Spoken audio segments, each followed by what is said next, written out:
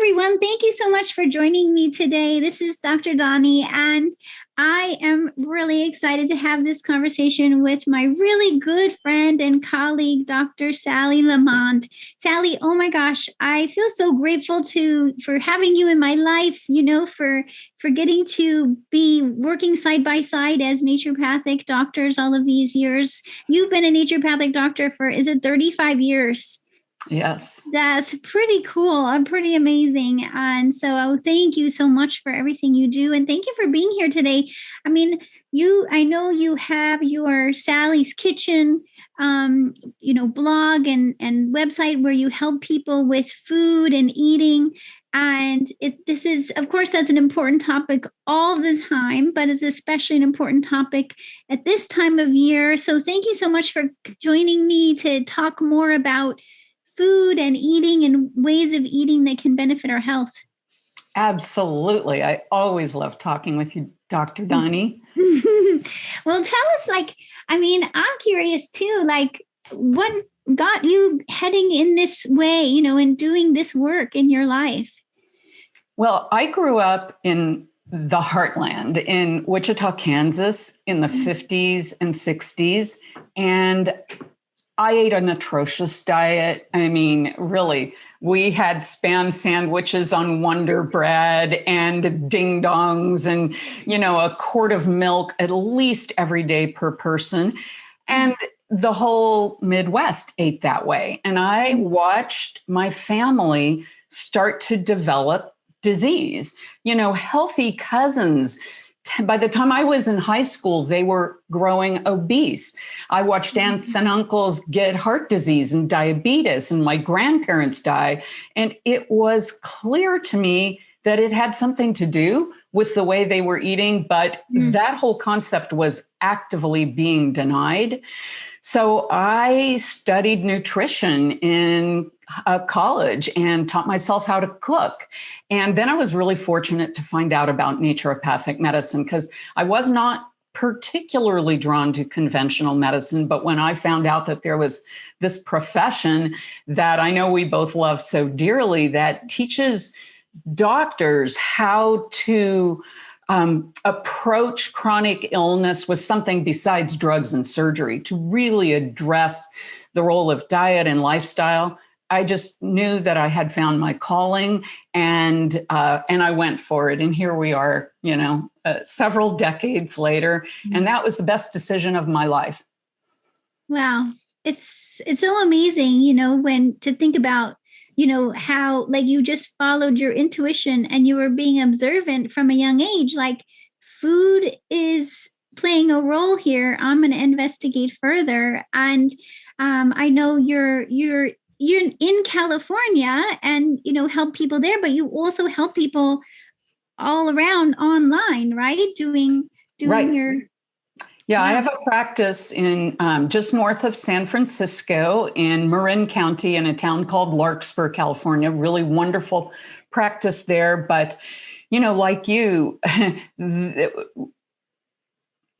word doctor stems from the word teacher. And I am naturally a teacher, and there's only so much time to do that in a visit. So I created Dr. Sally's Kitchen as my, outreach to share my passion for food and cooking and recipes with everyone.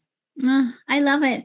And it's so, I think it's important this time of year. So we can touch on that a little bit today too, in terms of, eating around the holidays and in the new year, but also, some of the trends of eating that people are likely hearing about, like intermittent fasting. I know that patients are asking me about that every day. What is this about? Should I be doing this? How do I do this? So right. I'd love to hear more from you. What is that all about? Well, I had the same questions coming. And so I did a deep dive into that last year, and I'll share that with you now. So intermittent fasting is really about creating an extended period of time between meals. It's actually restricting the window of time in which you eat into a shorter window of time, hence the name time restricted eating.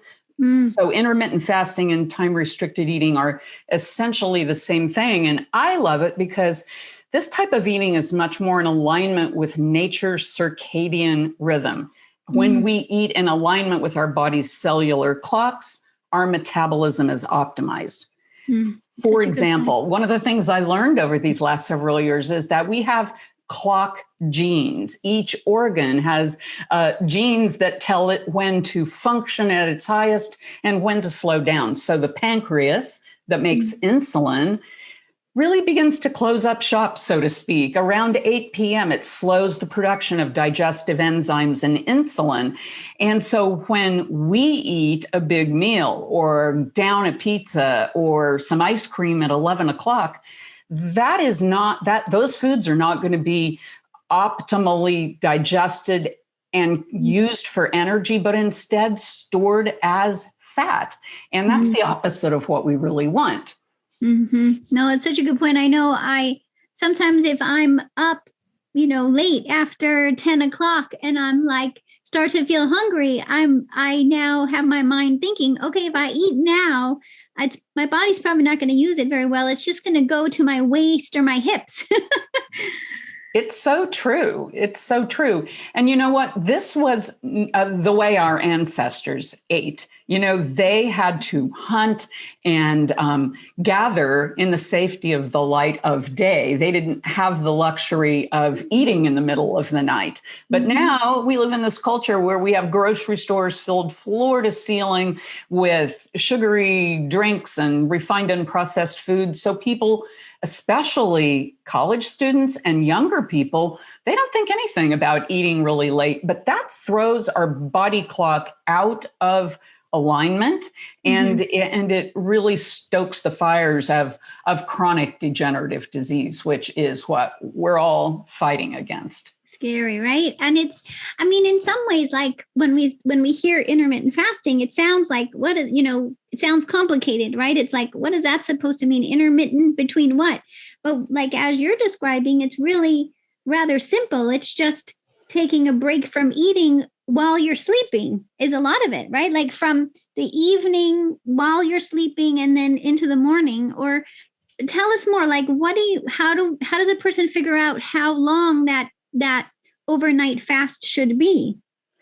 Well, I think that's a very good question. And I would say the answer is by listening to your body and experimenting. The cool thing about intermittent fasting or time restricted eating is that it is flexible and you get to experiment and choose the plan that works best for you. So let's just talk about like where to start. The minimum that we ought to be doing is exactly what you said, extending that overnight fast. So let's just say the place you would begin is with a 12-hour fast. So if you finished your dinner by 7 and you ate breakfast at 7 a.m., there would be a 12-hour fast. And that the most important piece is not eating after dinner. So let's roll that out. The real benefits kick in intermittent fasting when you extend that window from just 12 hours of not eating overnight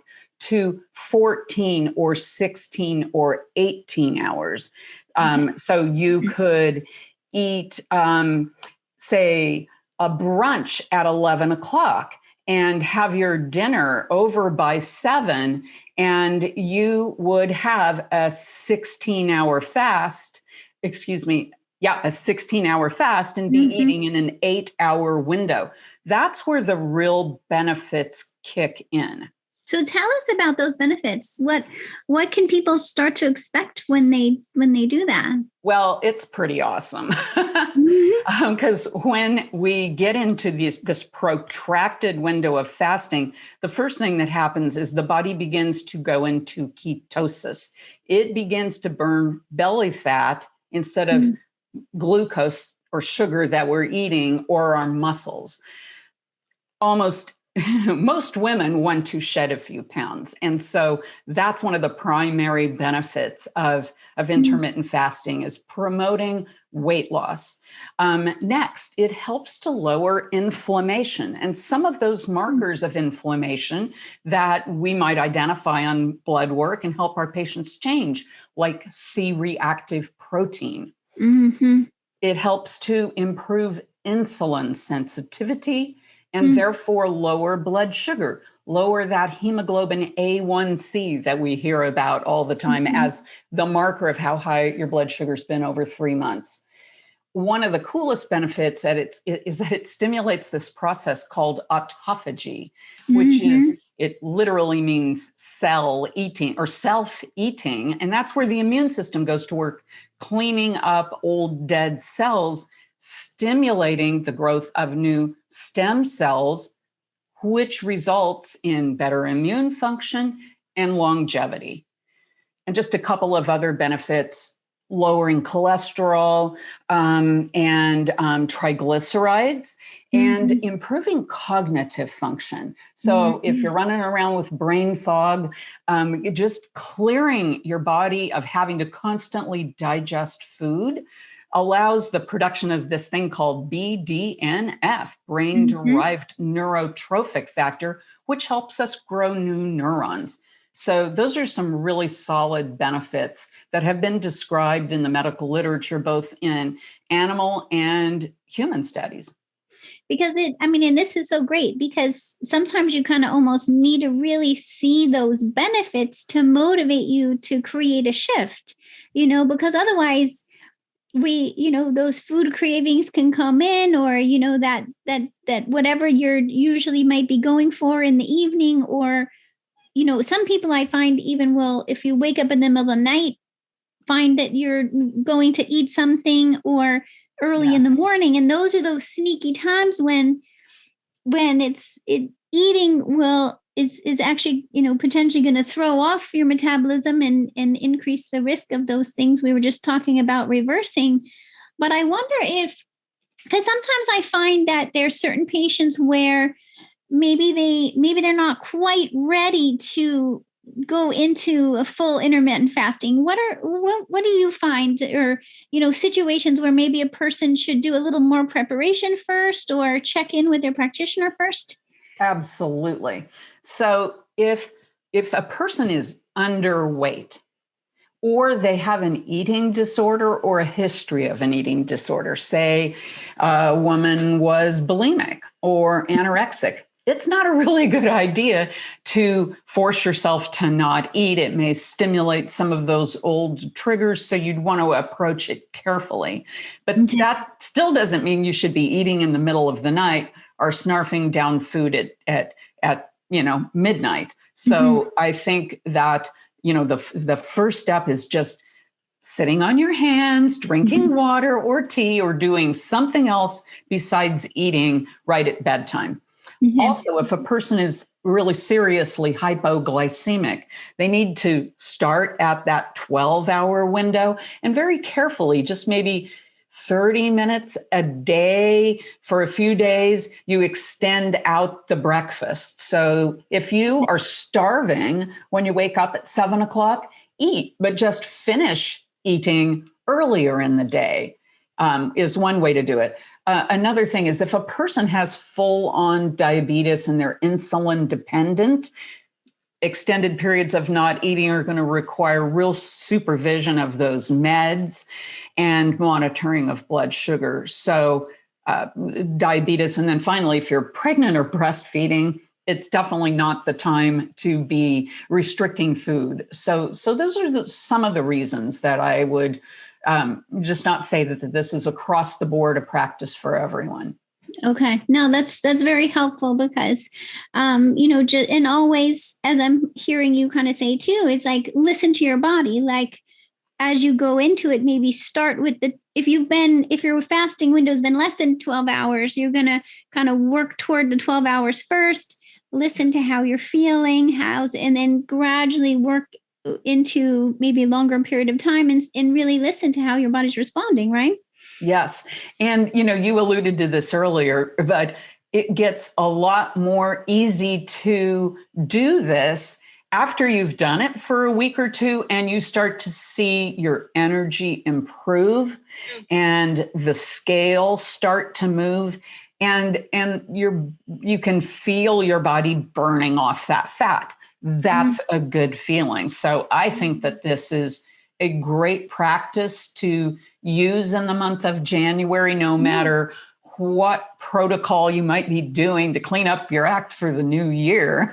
If you simply work to find the right window of time for you, starting with 12 hours and then experimenting to find that point of balance that, allows you to feel really good, work towards your ideal weight, optimizing your blood work with your doctor, and then it's very incentivizing. Something a lot of people don't know is that too much stress can actually create an abundance of health problems like high blood pressure, high blood sugar, anxiety, migraines, insomnia, even fertility issues. This is because high stress puts your adrenal glands on overload. They release cortisol and adrenaline, which controls your digestion, hormones, immune system, energy, focus, and even your emotional response. So how can you beat stress when you don't know where to start? That's why we have a free 7-day stress reset program. It's designed to help support weight loss, digestive healing, and hormone balancing. It includes support for integrating self-care, daily tips come to you by email and video, gluten-free, dairy-free meal plans, as well as grocery shopping lists, journal pages, and more. This free program will help you beat stress and put you on the path to wholeness in your body. Get your plan now for free at drdoni.com. Well, I'm curious, even say we're in holiday time and people maybe have events, in the evening. How do you help people navigate that if they're around food and other people are kind of expecting you to eat? What can someone say? How do they handle that? Well, what I would do would be, if I were really into this and I were going to execute it through the holidays, I would eat my big meal at 4, 5, 6 o'clock, whenever that time is right. And then I would go to that party, get a bubble water and talk to people while they're going through line and just say, oh, I ate early. I've already eaten. I'm watching what I eat these days. And you could even go so far as saying, I'm doing some intermittent fasting and talk about it, because lots of people are interested in this. You might as well share your journey.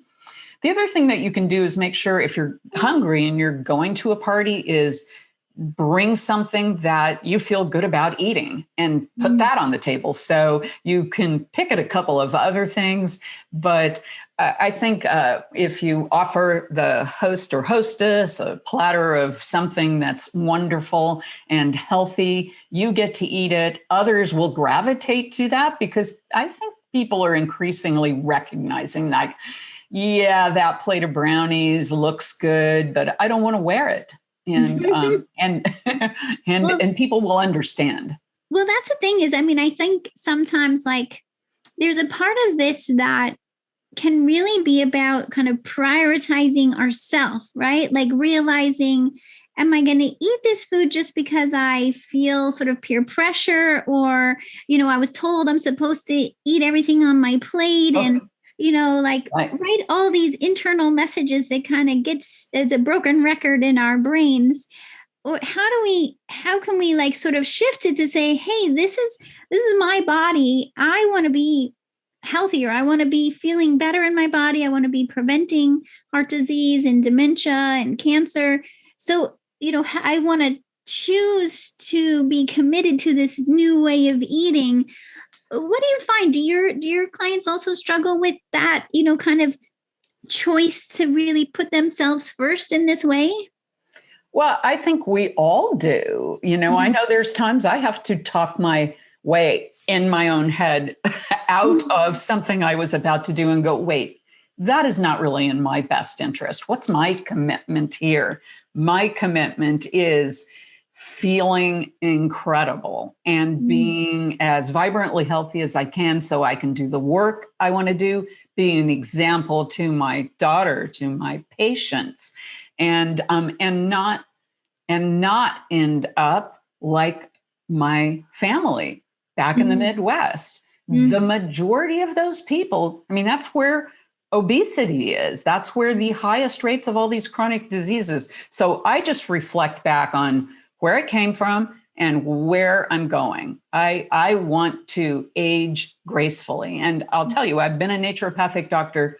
It's actually been, it's kind of crazy, but I graduated 40 years ago this year. So I've been at this for decades, and it is really paying off about this point. So you're beautiful, Sally, for being, I'm sure anyone watching this video is like, what? She's been practicing for 40 years. I mean, it just shows that like you've been implementing all of this along the way to really, to just really talk about longevity, right? To prevent aging, to really help slow down the aging process, which is, I think, a lot of what you're describing is like, if we can drop inflammation and we can stimulate autophagy, we're essentially slowing down aging.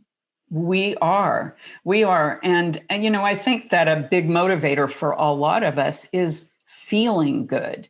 I mean, if we just eat the way that we were taught and we go for burgers and pizza and all the desserts, with each passing decade, the effects of those foods erode our metabolism. They start to make us not only feel thick and heavy in our bodies, but they promote a range of problems that really impair our ability to feel good. And you can't eat your way out of feeling bad from eating bad. So that's why I was so excited to really learn more about intermittent fasting. And it is not hard to do. I mean, it does take some discipline, but it also is so rewarding because you get to pat yourself on the back for having kept your word and wake up and see the scale a little lower.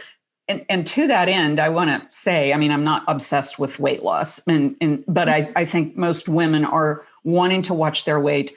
The only time I think we should be weighing ourselves is first thing in the morning, after we've eliminated, and before we drink a lot of water. Just if you're going to do it, step on the scale a couple times a week. Don't weigh yourself before you go to bed when you have 5 pounds of food and another several pounds of water, because you'll just go, God, I'm horrible. I'm failing. What the hell? And then the thoughts start pouring in, right? Yeah. So just forget about that. Don't do it. Step on the scale only in the morning, and something magical happens overnight. If you've ever weighed yourself in the night and then in the morning, you wake up lighter. And it's because at night, our body goes into this rest and repair mode, and it metabolizes a lot of the food we've eaten. And then the next day we eliminate it. So, I just weigh yourself in the morning, you're going to have a much better number. And you're reminding me, because you mentioned earlier that ketosis, the burning of fat, gets stimulated. And it makes me think of the ketogenic diet, which is sometimes people will be doing both intermittent fasting and a ketogenic diet. I wonder if you can speak to that a little bit, like when might someone choose that? Do they need to think about a ketogenic diet, or is intermittent fasting enough? I think of intermittent fasting as a ramp into a ketogenic diet. I mean, if somebody is wanting to do ketosis because they need to lose 20, 30, 40, 50 pounds, if you're really trying to stay on a ketogenic diet, you do it for a more extended period of time. But if you have no experience limiting your intake of refined and processed foods and a lot of starches, and you're going to try to exist on a protein-based green leafy diet, it's really hard. But it can be done. It just requires a whole lot more organization and potentially supervision. So start by extending that period of time so your body gets used to eating in a different way than we all grew up. And then if you just love it and you have more weight to lose, then a ketogenic diet, or if beyond weight, you need to improve your blood sugar, lower your blood pressure, move the markers on lab work, then a ketogenic diet can, but it is a tool. So is intermittent fasting. I would say intermittent fasting can be more of a way of life because it's not that hard. You just don't eat all the time.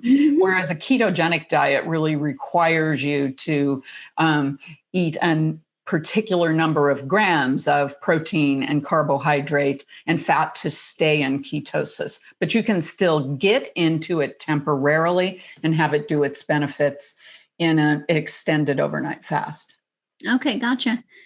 So this is so helpful for anyone who's like been hearing about all this and thinking, okay, what should I do? Where should I begin? And I agree with you. I mean, sometimes if you dive into all of it at once, it can be a lot, and then you feel like you're, overwhelmed or almost stressed by implementing all of it at once. So I like that, concept you're mentioning of kind of starting with intermittent fasting, getting comfortable there, observing that your body is responding well, and then think about, okay, do I want to go into something more detailed like a ketogenic diet? We're having to, especially because a ketogenic diet is when the percentage of fat in your food is a higher percentage, about usually like 80%. So you're having to kind of figure out how to change your meals to be higher fat percentage.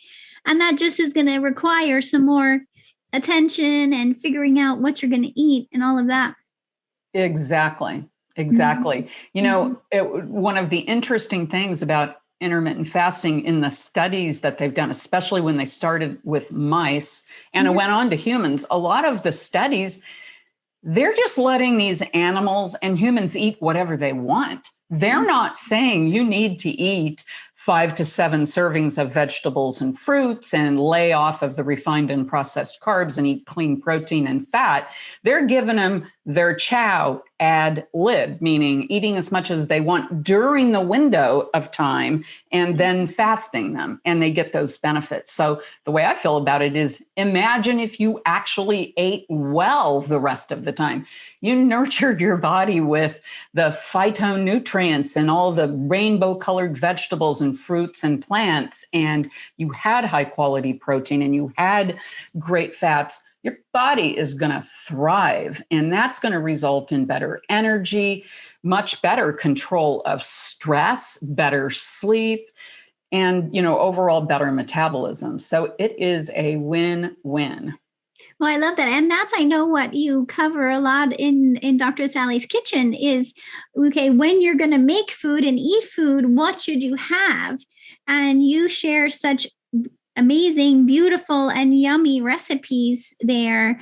Tell us more about that. Like what can people learn when they come check you out at Dr. Sally's Kitchen? Well, first, I would invite everyone to go to Dr. Sally's Kitchen. It's Dr. Sally's, no apostrophe, kitchen, drsallyskitchen.com, and subscribe. And one of the first things you'll get is a PDF I wrote on what I call flavor bombs, using herbs and spices to make your food really delicious. And so it's got a bunch of recipes. And so I want to give you that gift. You will find you'll find a blog post, a lot of blog posts. You'll find a whole, what I call RX or prescriptive recipes. And I've got a section called Food Pharmacy that lists a bunch of common foods and their healing capacities. But what I have done more recently is create some wonderful online courses. We've all been in the midst of this pandemic and really worried about what we can do to improve our immune response. So I have created a class, and which is now all pre-recorded, so you can download and watch it anytime you want and move through it, designed to support the immune system. And it's called The Good Food Way to Power Up Your Immune System. And so so I'll give you that. You can, I'll put the link to that in the show notes here for you, Doni. Good. And, and it's just a great online course and very affordable because it's not live. I've pre-recorded it, and it's just packed with really great information and a bunch of fun cooking videos so that if you don't know how to cook, you can jump in and learn some really delicious recipes. One that comes to mind for the holiday that's in that Flavor Bombs PDF is my recipe for chai tea, the spicy tea. That is a great thing to do if you're intermittent fasting and you want those flavors of cinnamon and ginger and clove and, the holidays, but without all the fat and sugar that the gingerbread and such has. You can make chai tea, and you don't have to put milk or honey in it. It can be and so when you're intermittent fasting at night, chai would be fine.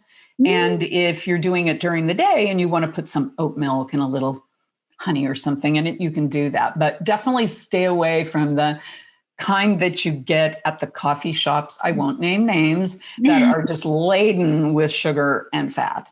Laden, like 500 or 1,000 calories in one of those tall things. And that's not the way a good chai really is. So there's recipes like that on Dr. Sally's Kitchen. Oh, I love it. And that's the thing is, like, I think sometimes with intermittent fasting, what I find is then I so much look forward to when I am eating. Then I'm like, I really want to eat something that tastes good and is good for me, because it's like it shifts our intention around the food and eating. You know what I mean? I do. Because you're having to kind of wait for it. And then you're like, okay, I'm so excited. I get to eat. I want to eat something that I know is good for me and tastes good. So right. It's a great resource. Yeah, I am driven by my taste buds. I will admit it. I love the flavors of real food, and having, grown up eating the average American food, it's super salty, super sweet, super fatty, super refined and processed. So our taste buds get kind of used to thinking that that's what food is really like, but it's not. When you start to orient your taste buds to the, literally millions of compounds in plant food, they wake up our metabolism and our brain and our senses in a way that refined and processed food just does not. And it's so much more fun to get into the kitchen and learn to cook real food. I agree. Oh, wow. That's so awesome. Thank you so much. And oh my gosh, congratulations on everything that you've created and put together to offer to everyone. I mean, I think it's amazing resource, and you're so organized and just have such a beautiful way about it. So thank you so much for that, Sally. And thank you for coming to share all of this with us today. I'm sure everyone is really going to benefit from everything you've mentioned. Well, I hope so. It has just been my pleasure to join you today, Doni. I always love talking with you, and I look forward to the next time. Likewise. All right. Well, thanks again. And I'll make sure, yes, everyone has the links so they can find out more about you and your recipes and your courses. And thanks again, Sally. You're welcome. Take good care now. Bye. Thanks for listening to How Humans Heal. If you liked this episode, leave a rating and a review. And for more resources, visit drdoni.com.